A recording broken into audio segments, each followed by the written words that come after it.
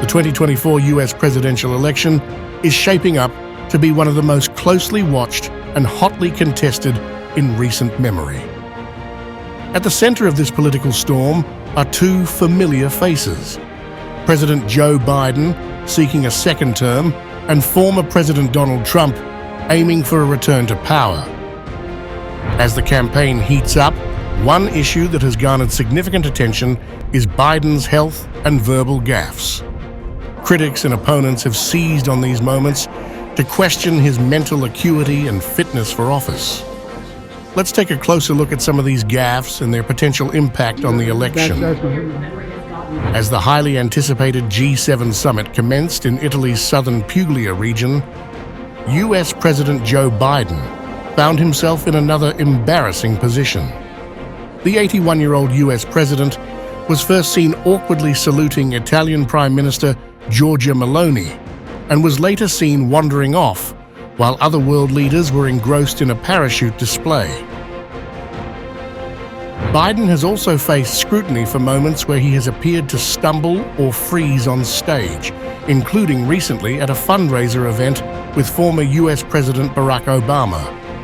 While these incidents may seem minor, they have raised questions about his physical health and whether he has the stamina required for the demanding role of president.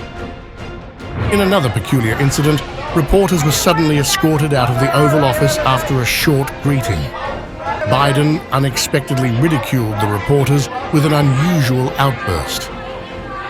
And in one instance, while talking about the Ukraine war, Biden fumbled while speaking out a number. To impact and to implement democratic. Here's what Biden did when asked if re-elected, he would transfer power to Kamala Harris. I can't hear you. Could you approach?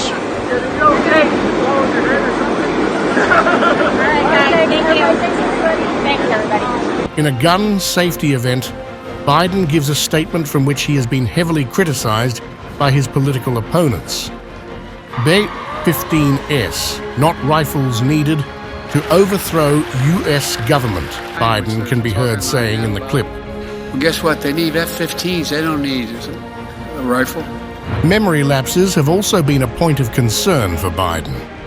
In one instance, he forgot the year his son Beau passed away, leading to questions about his cognitive abilities and whether he has the mental sharpness required for the presidency. Biden has also been criticized for mixing up current world leaders with their predecessors. For example, he confused French President Emmanuel Macron with former French President François Mitterrand, who passed away in 1996. These errors have raised doubts about his understanding of international affairs. One recurring criticism of Biden is his tendency to mix up countries in his speeches.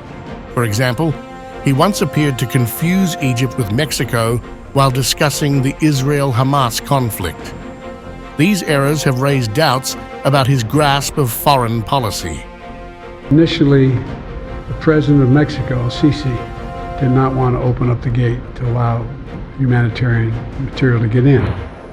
Even seemingly minor incidents, like Biden stumbling while boarding Air Force One, have been magnified in the context of his age.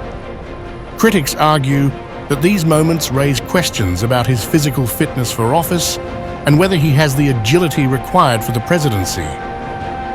Biden's confusion over key issues has also been a cause for concern. In one instance, he appeared to confuse the Iraq War with the conflict in Ukraine, leading to questions about his understanding of global events and his ability to navigate international crises. Do you think that Americans are not holding that view anymore? That No, I there's a don't. slippage? I think the Americans hold the view. I think there's a new rise and a sense of some within the country wanting to let that slip. The idea that we become semi-isolationists now, which some are talking about. I mean, the idea we had to wait all those months just to get the money for Iraq because we were waiting. I mean, it's not who we are. It's not who America is. Despite these gaffes, Biden remains steadfast in his bid for re-election. He points to his administration's accomplishments, such as the successful management of the COVID-19 pandemic and the revitalization of the economy, as evidence of his competence and leadership. Trump has repeatedly suggested that Biden should take a cognitive test, raising doubts about his ability to lead the country. However, during a recent speech, Trump himself stumbled over the name of Texas Republican Ronnie Jackson, the White House physician for part of his presidency, referring to him as Ronnie Johnson. In a news conference, White House Press Secretary Karine Jean-Pierre said that the clips purporting to show Biden's decline had been deceptively edited or misrepresented. There seems to be a sort of rash of videos that have been edited to make the president appear especially frail or mentally confused. I'm wondering if the White House is especially worried about the fact that this appears to be a pattern that we're seeing more often. What I'm saying is, this is a president, right? Let's step back for a second. Instead of, and I said this moments ago, instead of Republicans, focusing on the president's performance in office and what he's been able to accomplish, his actual record, they do these cheap fakes. They're cheap fakes.